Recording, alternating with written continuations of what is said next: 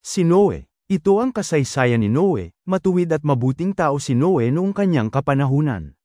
Namuhay siyang kasama ang Diyos. May 3 siyang anak na lalaki, sina Shem, Ham at Japhet.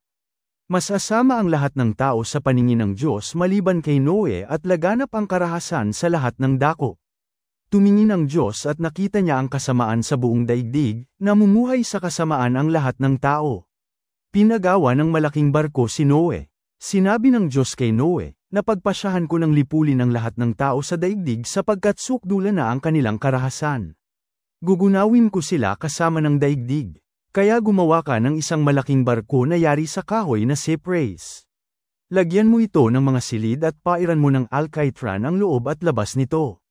Ang barkong gagawin mo ay 135 metro ang haba, 22 metro ang luwang, at 13.5 metro ang taas. Bubungan mo ito at lagyan ng kalahating metrong pagitan mula sa bubong hanggang sa tagiliran.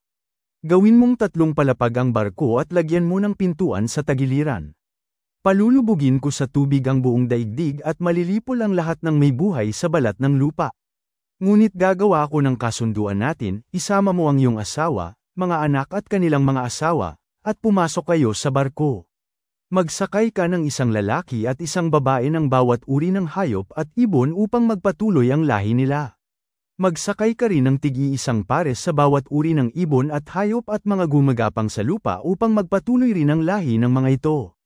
Magdala ka ng lahat ng uri ng pagkain para sa inyo at sa kanila. At ginawa nga ni Noe ang lahat ng iniutos sa kanya ng Diyos.